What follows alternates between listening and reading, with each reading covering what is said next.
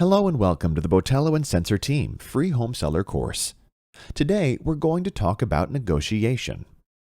Control your emotions during negotiation by being prepared. The biggest mistake that property sellers make during the negotiation phase is that they don't prepare themselves properly. The best negotiators are the best prepared. It's important to walk through what really happens during your negotiation with your real estate agent so that you'll never be surprised.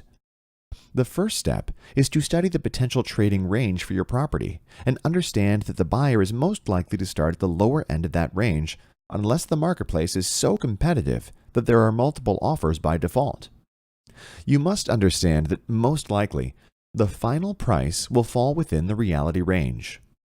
Your final sale price will most likely fall within or very close to the reality range that you established with your agent before the process ever began.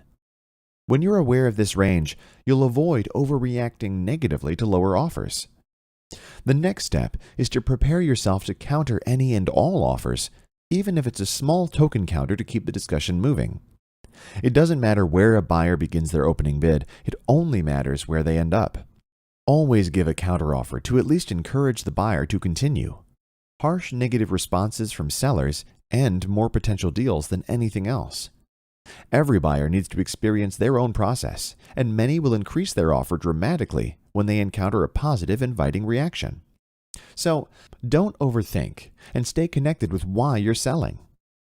Most sellers try to read too far into the negotiation techniques of the buyer and become too easily offended. Don't overthink what the buyer's strategy might be. Rather, realize that it's just a business transaction and that the marketplace is simply trying to find the true current market value for your property. The key to staying calm and professional during your negotiation is to stay focused on why you're selling in the first place so that you continue to move towards the goal of a successful sale. In order to move on with your life, everybody has to agree in the end, so think win-win. Remember that at the end of any property negotiation, both buyer and seller have said yes and agreed to a meeting of the minds on price and terms. Neither party will ever feel that they've achieved a perfect deal because there is no such thing. The final deal is influenced by so many variables that it's impossible to experience a perfect negotiation. The best thought process is to be thankful that a ready, willing, and able buyer has agreed to buy your property, which ultimately is a win-win situation. So in conclusion, we realize that preparing to negotiate the sale of your property can be overwhelming.